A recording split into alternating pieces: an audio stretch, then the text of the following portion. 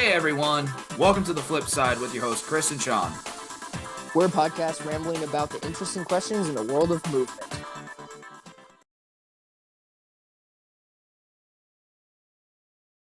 Hey guys, welcome back to the Flip Side Podcast. Today we are going to be going over if we think, does tricking or gymnastics need to be more of a lifestyle than just like a hobby? So, starting off, Chris, what are your thoughts on it? Well, it's funny because everybody says for tricking, they're like when they're interviewed or whenever they're talking about it or trying to explain it, they're like, "Oh yeah, tricking's not a sport, it's a lifestyle," and they always say that, and I think people get like drawn into that, and it's funny. So actually moving down to Colorado, it's made me realize more and more that it's not a lifestyle. I personally believe that everyone's saying it's a lifestyle and everyone being so indulged in it. I think it's like I don't really know how to say it, but it's almost like an illusion like that they put themselves into because it's super enjoyable and the community aspect of it is supposed to be there and really really fun and real and like give you this like group to hang out with and this thing to be a part of and I think a lot of people miss that in your normal everyday life, so it's like this really special thing. But now that I've moved down here and the actual level of community is a lot lower than you would expect, and the it's just what got you into it in the first place. It wasn't that. I think that's what a lot of people start to strive for once they've actually got into the sport is, they're like, I really enjoy this sport. I like all of the the complexity to it and all that. And so they start doing it. They enjoy the movement. They're getting exercise. They see improvement. They can be creative and all this stuff. And then, um, but I don't think it's lifestyle. I think that is an added layer of by choice, and I don't think it's necessary. What about you, Sean? I am kind of on that same wavelength. Now, granted, I didn't move to Colorado, so it's a little bit different, but um, That's what's I, good. We got different perspectives. I, it's kind of complicated because I feel like it's, especially when you do gymnastics on a competitive level, once you get to a certain stage, it's kind of like a lifestyle more than a hobby. Because, like, there are some people that'll do it more recreationally. So then it's obviously more like a hobby and it's just something you enjoy doing. But you can take it as a serious hobby in a way that I can put it. But, like, in my opinion, once you get to doing, like, level 9, 10, or trying to go college or elite, it kind of becomes a lifestyle because your life sort of gets warped around it in a way, and it becomes really a huge part of what you're doing all the time because you have to dedicate so much time to it. It kind of forces its way into more towards a lifestyle than just like a serious hobby. It's not that you can't give That's it up, but actually super interesting that you say that. So now that you said that, it actually kind of changes the way I think about what I was saying. So it's like moving here. yeah, This time this is the first apartment I've had, and so I'm actually living alone. Well, like I have roommates, but I mean, like I'm doing everything on my own, and it's like you say it becomes a lifestyle because you have to change the way that you live your life around it, which makes sense. But what's funny is I think all of my goals kind of align with each other, which makes it not a lifestyle because yeah, it's like, okay, what you're it's almost like you're saying like the way that this is a lifestyle to me is because I have to focus on the way I eat. I need to focus on the way I work out. I need to make sure I'm getting enough sleep, and I have to set aside time to make sure that this happens. And then I need to, stretch, and I need to plan the sessions, or I need to like at least focus on goals. And then when I get to the gym, I need to actually work hard. I need to be talking about it. I need to keep up with, essentially the community and see what's going on so I can like do the trends or at least like stay relevant somehow yeah. and all of that type of stuff. And it's really funny because I feel like I guess then it based on that, then it is a lifestyle for me. But it's funny because it's not the fact that tricking is a lifestyle, so I eat healthy. Tricking is a lifestyle, so I do conditioning. Tricking is a lifestyle, so I stretch. It's actually to me now like I trick, I work out, they're all different hobbies to me. Yeah. Like if I didn't trick, I would still do everything the same. But Okay. I think that you're right. I think that for some people that it becomes a lifestyle because they change their life to revolve around it. But for me, it's I guess it's very different, and I had that weird perspective because it doesn't affect me, in that way because I would already be doing it. So that's No, I really really get you. cool. I never even thought of it like that. Yeah, because like the way you started describing, it, I was like, well, that's just like textbook kind of like lifestyle in my opinion. But Right? I guess it's really more of that perspective of you don't see it as like the main part of your identity. It's just something that you really do just enjoy doing. But it's not like your whole being. Because that's like one thing that I think is more like a lifestyle thing is it becomes more of who you are. Like to me, gymnastics is a bigger part of my identity. So to me, that is kind of like my lifestyle. I pseudo focused around gymnastics at one point because that's what I thought about. That's what I trained. That was what I literally all pretty much what I talked about beyond like some general other hobbies that I had. But like gymnastics was the thing that I identified with the most. Where if you, even though you So do identify with being a tricker, I would assume more, it's not just like the only thing you are. right, so that's what I was going to ask you. So when you say you identify yourself as that, is it like you're like I am a human being, I am a male, I am a gymnast? Is it like it's like at that level? Yeah, kind of. I mean, I don't want to be trying to like throw around that kind of stuff too much, but yeah, in a way, it was more like that for me when I was doing gymnastics because I was just like, I am a gymnast. Pretty much like more than being a student, more than going and being like quote unquote like a disc golfer or playing being like a Magic player and playing Magic the Gathering and doing stuff like that. Like it was my main thing that was my personality. And that's like kind of how I view it in a way. But Yeah, I don't think it that's needs to be a lifestyle. That's my biggest thing. yeah, okay, I see that. I think at first so it's like it's interesting. I don't know. I agree with it at some level, but I don't know what level I agree with it at.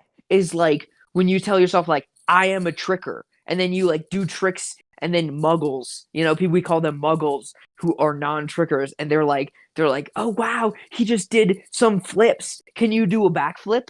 And you're like, are you serious? Like, that's the divide, where it's like you start to identify yourself because you've gone so far down the rabbit hole. Now it's become part of your identity because you have this mindset, you have these skills, and you have, all this stuff that the muggles don't have, but they might think of you as muggles in a different category, So, like, it's not supposed to be like this egotistical thing, but I think it becomes Yeah. this egotistical thing when people don't like broaden their mind in other aspects of their life, which is why I don't necessarily identify myself as a tricker, which is funny.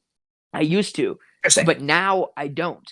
I've made it a hobby, and it's because my lifestyle doesn't revolve around it. It's because I want to broaden my mind in other aspects of my life and get good at everything else. Um, and but the only reason I would ever say like I am a tricker is because I have idolized like the ability to trick and like other trickers who seem so like put together and so like strong, Yeah. in every aspect of their life. You see that and you idolize it, and you're like, now I'm that person.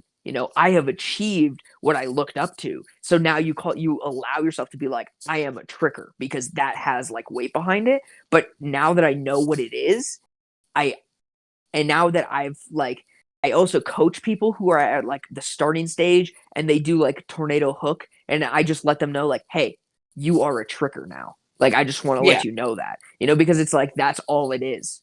I don't want it shouldn't be this idolized thing because I think that is bad for your mental health. It really is. And I think it also gets you trapped. I think making it a lifestyle is almost unhealthy because it's like you put so much weight into it and you drive yourself so hard towards the goals, and then when you don't achieve them, it's like it's bad, it's bad for you. And then you do achieve it and it's like, okay, that's what I expected. That was what the result I needed, and then it never ends though. So it's not necessarily a healthy thing, which is why I think a hobby is a better option. I can see that. I mean, I feel like sometimes, especially when you're starting out in it, it'll kind of become like a lifestyle in a way, just because you'll warp a lot of things around it, especially if you're super interested right away. And I think it can eventually just become like a hobby.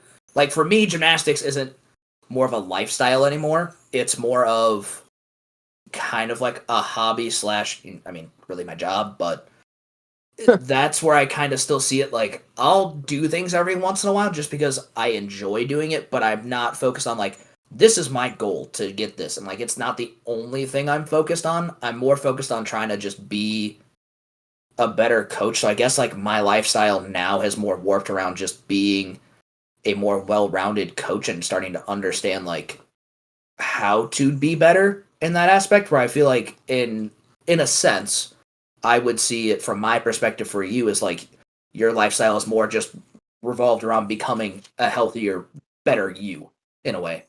Yeah, like in all aspects, like learning Yeah, a lot, learning as much as I can, becoming as healthy as I can, and then yeah, but I see what you're saying though, where like someone who starts out, it has to be a lifestyle because they don't necessarily have those things. Which, to be fair, when I started out, it was a lifestyle, and I idolized Tricker, and then I got to yeah, that point, and I was like, I am a Tricker, wow, and like. I don't know if you know, I put out this YouTube video about it was when I landed my first I believe it was my first triple cork. Yeah, it was. It was my first sampler, or it was my first sampler with a triple cork in it, and it was of the first triple cork I had landed. And the title of that video is "I Am a Tricker," and I have this big long description talking about how I idolized the tricker idea and that I have landed triple cork. And since I landed triple cork, I feel like I'm a tricker. I was like, wow, I did yeah, triple cork. Now I feel like I can like bestow myself with that title. I like feel like I've achieved this level. But yeah, then I thought about it more and I was like, but I've been a tricker all along. It was almost like the triple cork validated all the work that I had done previously, but if I hadn't done the triple cork, it's almost like I wouldn't allow myself to validate all the work I put in. But that's why I let those people know who first start out, like, hey, you're a tricker because you're putting in work. Like, that's yeah, all. You put in work and do tricks, and that is all you need to be a tricker. Like, it was just like such a hard struggle to like, and it was almost like unhealthy to like get to that point, and like the mental like push that I had to do. But it was like I could have done it so much like in such a more fun way and a such more like healthy way that it would have been like better. I don't know, because I'm still it's weird because I'm only training, 3 to 4 times a week, and every session, if it's a tramp session, I can go for 3 hours. If it's a gym session, I only do an hour to an hour and a half. But during the interesting. hour and a half, I don't take any breaks, So it's Oh, like it's like I'm just squishing it down into like I could not go longer because yeah, I just go, and I'm doing my hardest tricks all the time. So that has allowed me to make it less because I want it to be less of a lifestyle because I want to be able to do other things also.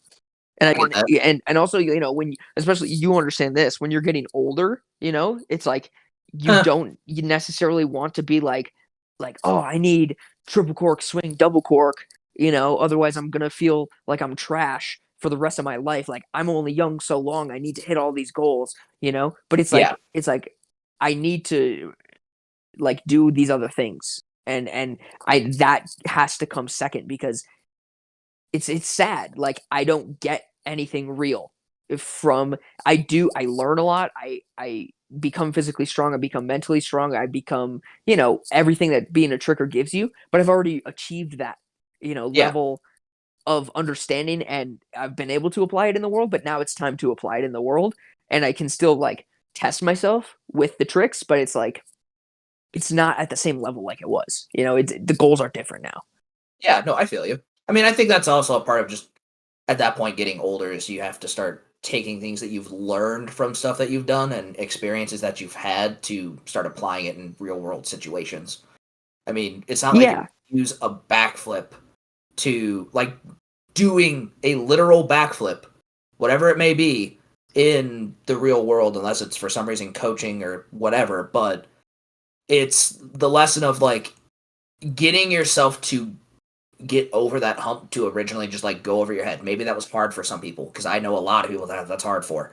And it's just learning how to goal set, learn how to persevere, like all that kind of stuff. I feel like sports in general, but especially tricking and gymnastics, in my opinion, can really help teach you because you have to be really goal oriented and like be able to persevere and not just be negative about everything to be able to succeed very in a high way. But that took me like, 7 years to learn that in Yeah, tricking, you know? Like I was just tricking at such like a hardcore level and trying so hard, and I just realized that I would have achieved the exact same level or higher, if I had just been like relaxed and fun with it. And I still enjoyed the journey, hella, but it was like now I'm just able to enjoy it even more, and I'm still playing at a higher level than I was before. So yeah, it's funny, just the way that it works because it's no longer a lifestyle. Maybe it's the level that I've reached. Maybe it does could take be. that level of commitment to get to this point. But Yeah, once I'm at this point, um, it's like it's I can feel that it's just about like, and maybe it's an illusion, maybe it's the fact that everyone else is stuck on triple cork with the few exceptions of the people who have done quad. Maybe that's an illusion and me being like, I've achieved triple cork, I'm going to do everything I can to get good at triple cork and combo it. But I also think I think that it's unnecessary for me to train for quad cork when I can train triple cork and then allow quad cork to come into my life when it wants to, you yeah, know? And like that's how I'm training now. Like, what do I want? I want shuriken. So instead of training shuriken, I'm going to train shuriken cutter front, like shuriken cutter front swing. So it's that level of understanding and efficiency. And I think it's way healthier to not like just strive for the goals that are currently unreachable and just work on what you're yeah. working on and take it step like very small baby steps all the way up. And I think I did that wrong before. So now that I can do that, it almost feels like I'm not working very hard, but I'm still getting better. And it Yeah. feels like it's just easier to stay in a good mood when you're tricking and after tricking and looking at your afterward videos and being like, dang, I did a good job. Oh, Um, it's and really, it's really, really crazy. I feel like part of it is the level that you've gotten to that you can be like that, but at the same time, I feel like especially now that you're starting to coach more, you can kind of work that into the mindset of people. Like when you're starting to train them and starting to help them understand stuff, you can kind of explain it because that's kind of how my coaching style starts to revolve around now is more sort of playing around, taking the time to really like understand the skill before you just throw it. Like sometimes like yeah, you need to just kind of go for it and hope for the best as long as you're doing it in a safe environment. But really taking that time, just being pseudo casual, just like being relaxed with it and not just stressing out about it all the time, I think helps you grow faster for I would say hopefully a majority of people because I think Yeah, that's like the biggest downfall is once you start getting too critical of yourself, you will hold yourself back so much harder because you look at every little thing that you do and if it's wrong by a little bit, you'll just get over anxious about it. You'll have to overcorrect it.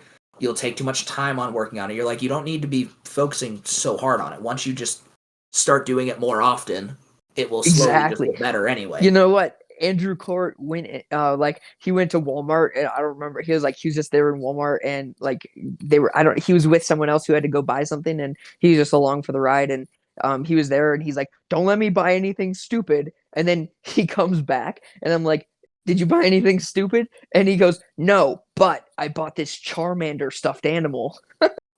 And the the relevance of that is exactly what you said. We keep it in the apartment, by the TV, and it just sits there and it just reminds us like you did the trick and it's your first time doing the trick. Okay, you did the trick. It's your 100th time doing the trick. Don't forget Charmander. Charmander evolves. And how does he Yeah. evolve? Through XP. He has to get those experience points. Even if you've done it 100 times, did you do it 100 times in a row? How many Yeah. times did you fail in between the 100 times? 1,000 times? Okay, well then you need to lower that number. So it's like that level of training where it's like, and then guess what comes after Charmander? It's not Mega Charizard X. It's fucking Charmeleon. So Yeah. that's what it is. So you can't have that level of expectation of I am going to train this trick past Charmander, and then what's after Charmander? It's Charmeleon. It's not Charizard yet, and then there's more. You know. Yeah, I know. So And that's the thing, and you there's gotta not really only there's appreciate. not only that one more mega. There's two megas, and you get to choose, and you have to master both of them. You get to do the jackknife with a crazy split, but you also get to do the jackknife with a crazy chamber. There's two different versions of a mega that you can do that trick in. It's like that with every single trick. So Yeah. so like that's exactly a different way of you said. Yeah, and I think that biggest thing is like really just enjoying that journey. And that can be hard in the moment, but looking back on it, like even for me doing gymnastics, like there's a lot of parts that I enjoyed about it. And there were a lot of struggles that came along with it. I mean, beyond just like injuries, like just learning some new skill sometimes was just such a grind and such a struggle. Yeah. Or just to like land it consistently, even though I could physically do it, like was such a grind that it annoyed the absolute piss out of me for so long. So that's what made it like less enjoyable for you was like your level of critiquing yourself Yeah. or like that. Okay. So And then what made it more enjoyable? the weirdest thing is like I felt like I started to love gymnastics more my junior to senior year, and then now being a coach. Not being a coach partly because like I can't fully do it anymore as well as I could have, but like my junior senior year, I don't know really what happened, but all of a sudden like my mindset just kind of changed, and I was just willing to put in the work. I noticed that like what the work does, how far it can get you, and not just being like overly critical, just being like, all right, I'm working full in. Okay, I messed up. That's fine. Like, where do I just need to fix it and just try to fix it and not just like overanalyze it? God, like, or like being overly critical, like, God, I fucked that up. Like, why am I so bad? Like, I can't land this. Like, I'm just doing everything wrong. And then getting in that mindset, because then the next time you do that skill, even like if that's the only thing you're practicing at the time, that next time you throw that skill, you're gonna do something wrong again, and you're just gonna get more mad. Sometimes anger, I feel like, can help because it can push you a little bit harder just because you're angry at something. But once you're But then you have to overcritical about channel it yourself, properly, yeah, Yeah, totally. because if you use the anger in the right way, where you're just like, I just want to put a little bit more power into something just because I want to get it out, and then just like focusing on the skill a little bit. But if you fail it or make it, you can't just like be mad that if you fall on something, because like it's really easy to get in that mindset of like, if I fall, I suck, or if I just like can't land it and I know I can make it, like I just suck.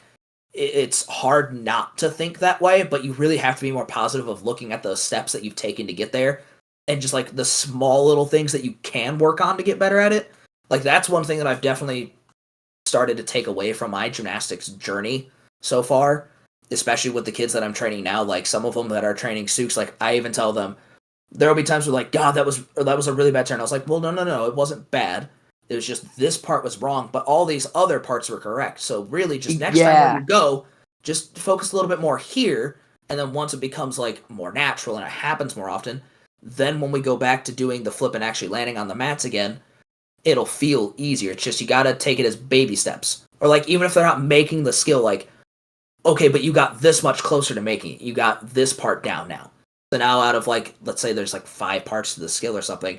All right, you had one part of it before we started this practice. Now after this practice, you have 2 or 3 parts of it. So you've taken steps forward. You have to focus on that. If you focus like, I still can't make the skill, you're right. You can't make it yet, but you've taken those steps accordingly, and they're there and they're concrete, and they're gonna help push you forward even faster later on, especially when you're starting to do bigger stuff. Because you can look at it as, I got these points in the skill first, and now I made them really Right. good, so then these last two parts can be a little bit easier, and I can really focus on them. And I Yeah, like, that's so great. Like I do that with my students all the time. It's like, okay, tell me what you did wrong. Okay. Now tell me what you did right. And it's really cool to be like they say like, "Oh, I didn't set long enough and I didn't spot my set when I took off." Be like, "Okay, what did you do right?" And they're like, um I don't know, like what did I do right? And then I tell them like you jumped really high, you tucked really fast, and you opened at the proper time. Or they fall and then I congratulate them. I'll be like, "Wow, good save. You fell yeah, safely. That's awesome," you know? And they're like, "Oh my gosh, you're right." And it gives them more confidence in the skill. And it's true. Like they don't, instead of being like, "Oh, I fell," be like, "Holy crap, I just flipped upside down and twisted a bunch of times and I didn't get hurt when I didn't land the skill." Like yeah, that is a skill in itself. So, all these different things that you do. And then also something I tell myself all the time too is like, and I do tell the students and I hope it makes sense to them, but I think the more tricks they do, the more it will make sense is so last night I was doing TDR triple corks and I was doing it on the black floor, which is our really stiff one. I'm sure I've talked about this before, but it's very, yep, very stiff compared to the other floors. And I do not like training on it because it hurts my ankles and I don't get enough lift and it's too skinny. So I can't do combos on it because my combos are crazy and I don't like straight line combos. But yeah, I anyway, know. so I'm doing or triple corks and I did um I did one and I hit feet first. I did it again. I hit feet first, and they were all like slightly different, for different reasons that I was like getting to the point I was getting to, and I was on like attempt number 7, and I was like, and I just told myself like, good job. Let's do triple cork number 7, and like the voice in your head's like, you didn't land any of those triple corks, and you're like, no, I did all 6 triple corks. I landed every single one. I just tripped, and Yep, you're like, oh damn. Like that's like like you say you're teaching a student and you're like okay and they can do a cork and you're like okay I'd like you to do a triple cork and they're like I can't do triple cork and then you tell them to try and then they try. What are they going to do? Maybe 2, right? yeah, So that's what you had to tell yourself is like okay, you did a triple cork because you could. You can't go up to someone and be like, do a triple cork, and then they can try. They oh attempting it god, is a completely another level than being able to do something close. It's like, can you do a double cork with height? Okay, can you attempt a triple cork, or is it a double cork half twist? Like, yeah, is it a real triple cork attempt? That is a completely different thing. And so you have to give yourself the credit at the level that your trick is actually at. So like telling myself like, oh, you just did 6 triple corks. Let's land this one.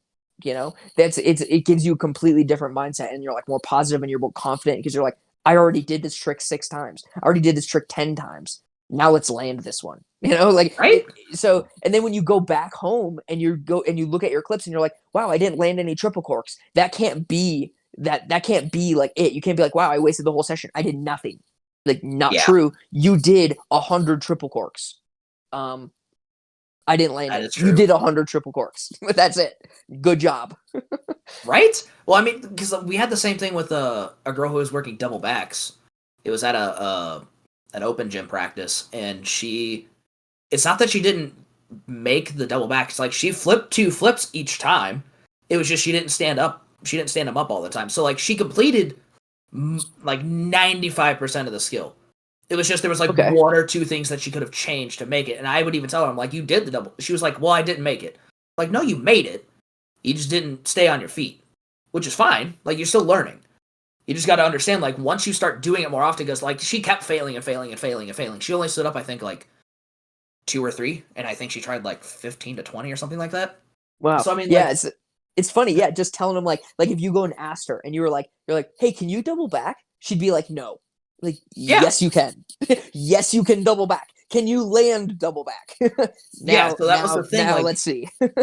and that understanding the timing of it, it started to get better, like, every time. Because then she started to understand, like, where she was in space, because she understood the timing of how fast she was flipping, when she needed to open up. So it slowly, even though she kept, like, failing, And I mean, eventually getting tired, like she just couldn't go high enough, so she just started doing it to the pit. But once she started to understand the timing more, now if she does it off like a tumble track, she can land it almost every time. And then she can do double pike because she starts to understand the timing, and it's like, all right, like you see that doing it off the floor helped you now upgrade it even more somewhere else, just because you understand the timing better. And usually, even working double backs like works into doing flip vaults, like for us. So like I learned double back on the trampoline at about the same time that I started working doing a souk, which is a round off backflip off the table, because the timing is fairly similar. And it's crazy, but it leads into so many things. But although we are definitely not on, if this is a lifestyle, we're on more of a different mindset. No, I was just gonna bring it back. I was just gonna bring it back. So okay, how often does this girl who trained double backs? How often does she train? Is it a lifestyle for her? I probably wouldn't say it's a lifestyle because she also is a multi-sport athlete. She does, I think, 2 or 3 other sports. And most gymnasts, I feel like, especially nowadays, or even back in the past, like especially before you get up to a certain level, will do multiple sports, which is fine. Like, I never really care. Like, I even tell them, like, I don't care if you do multiple sports. It's just when you come into the gym, if you're going to say that you're tired, like, I'm going to be like, well, you chose to do this. So I know you're going to be tired, but I'm going to need you to push. Let's define what a lifestyle is. So what do you think her lifestyle is? Like, and can you have multiple? I don't think you can have multiple lifestyles. So I'm saying, like, what is your lifestyle? Like, if you could define it with one activity, what would it be? Or like another name for like lifestyle that I think we're talking about is priority. Is like, what is your number one priority currently in your life? Okay, so I would probably say, I mean, it's probably not dictionary.com explanation, but I would probably say that lifestyle is more of just warping what you do around your biggest priority, whatever it may be, and really focusing most of your attention and other things that you're doing towards that activity or towards that priority. Like if your priority is school, you're going to focus more time on doing extracurriculars that will lead towards doing like higher education or something like that, and really focusing on like probably what you think about like 99% of the day also. Yeah, like this is going to look good on a transcript when I try to apply for colleges that I did this. Like that's more, you're prioritizing your school, so that is more of your quote unquote lifestyle at that time, is what I would say. 'Cause I think lifestyles can change, but I think it just depends on what you're prioritizing, how you warp everything around it to focus. Yeah, well, like a perfect example too would be like, you know, name your top priorities. Maybe give me a list of 3. Making sure that I have a roof over my head and food in my fridge. Coaching and trying to get healthier. Okay, cool.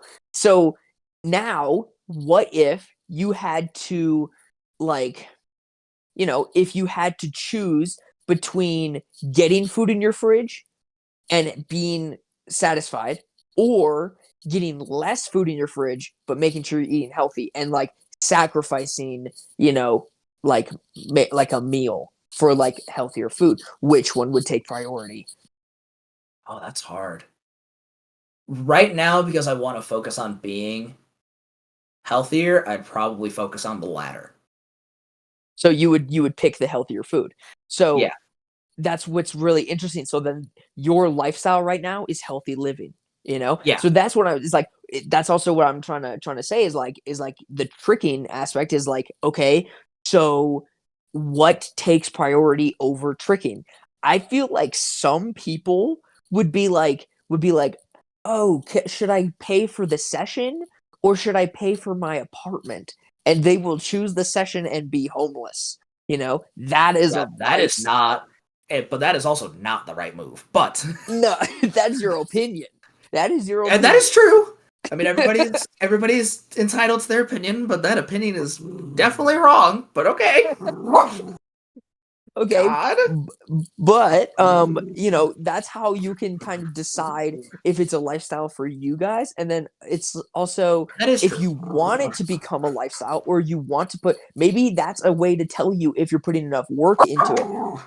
What if you're a little bit tired, you just want to play video games for the night, and just wind down and go to sleep early? Okay. Yeah. Or you can go to the session. What is the priority? You get to make that choice, and that's what dictates your lifestyle. Do you want a lifestyle that you get to wind down at the end of the night, or do you want to? And if you choose not to go to the session, then it's not a lifestyle for you, it's a hobby. And if That's true. you but what's interesting for me, which is kind of why I'm not actually sure, is because I do skip the sessions sometimes, but I work at the gym, so I get to go in. So I think Yeah. I did make it a priority because I got a job there, knowing that my schedule is difficult to make it to the sessions on time.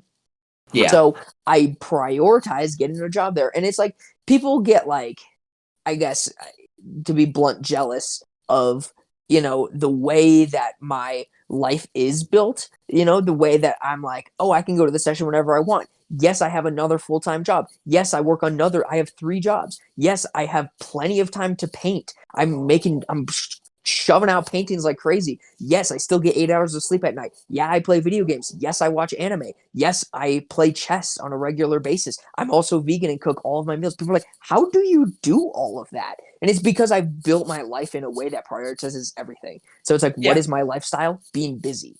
Like, I Yeah, it don't fucking know. is. My lifestyle. So that's kind of like contradictory to me. What I said at the beginning was like, you can only have one lifestyle. What takes priority over the other? But then you can write down all your priorities and figure out which ones are more important than the other. And then, take those steps towards those first ones. And then as you build your life, properly like displace things. And then you can make choices better, because now I don't have to choose between getting 8 hours of sleep and going to session. And I don't have to choose between, like working, one of my jobs and going to session, because last night I went to session and that was my job. So Yeah. it's like, you got to do it properly, and you got to take the steps and then figure it out. And then you get to make a lifestyle that you get to make all your choices. So, No, that's true. And that's hard to do because, like, I think my lifestyle also went around for a while was still gymnastics because, like, I chose to coach and I wanted to coach more than work, like, a regular, like, I wouldn't say like a 9 to 5 job, but pretty much like a regular like 9 to 5 job. Like I was willing to yeah, 8 sacrifice hours a more day. things. Yeah, I was willing to sacrifice more things to coach than I was to do anything else. And I know it too, because you actually ended up quitting that job and now you coach full time, right? Yep. And you figured out how to make that work, and it takes time to get things to balance out properly. But if you Yeah. really want it, then go do it, and you get to make your lifestyle the way that you want to make it. It's really as simple as that, is just take those proper steps. But step number one is, figure out what your priorities are, and figure out, is it a lifestyle? Is it a hobby? How good do you want to get? How much work do you have to put into it to get to the level you want to get to? Or like, do you want to get to that level, or do you just want to improve? Because that's where I'm at right now, is like, it's almost, I don't know what it would be like if I had the same mindset that I have now if I started from the beginning, but I think it would be pretty damn good, especially with all of the content we receive through Instagram and everything, Yeah. where it's like you have this constant. Yeah, that's something else I do, is like I only follow people that would like push me. So like I don't follow trickers who like don't give me like new ideas, or don't like for example, Galushkin did standing aerial front swing raise G switch triple cork, and went on grass. And when he did it, What? I was like, there's no way that he's gonna land this triple cork. Like he took off, and I was like, oh, he's gonna do like a dub dub, and then he just kept twisting and did the triple cork, and I was like, holy hell, how did he do that? And then That's I just like, he just held on. I just watched the video a bunch of times. He's just hanging on. He did not open his legs. He did not double. He didn't double check where he was. He was like, I got this 100%. And he twisted. No, he had no more airtime when he landed. It was literally like he had full rotation right when he's like done. Like as soon as it was like, it was not like straight up. It was not vertical. It was just like done. He touched the ground, twist over. It was just, it couldn't have been closer. And when I was doing my TDR triple course last night, a bunch of my best ones were when I traveled back like a whole body length. And I was like, oh, it's just my level of commitment. It was literally just hang on, you know? Yeah. So that's what it's like. But yeah, back to the previous point, just like, using that mindset to be like, do I want to get to this point? No, I can write down these big goals, but my main focus should be, oh, make my tornado better. Oh, make my cheat 9 better. Oh, learn how to transition these skills. Instead of like, oh, I need to learn cheat 12. Like, just do the proper steps. Don't skip steps. Don't lie about your true like power level in the tricks. And I think 100%. you will grow, so that's why I don't think you need it to be a lifestyle. You can just achieve what you want by taking the small baby steps with the time that you have to put into the sport. Don't forget to follow our socials at Zidane Cloud on Instagram for me, Sean. And CHRISPY_TRIX. That's Crispy Tricks on Instagram. And I also have another YouTube channel, Trix Fix, TRIX space FIX, for more tutorials and other things. And we'll see you guys next time.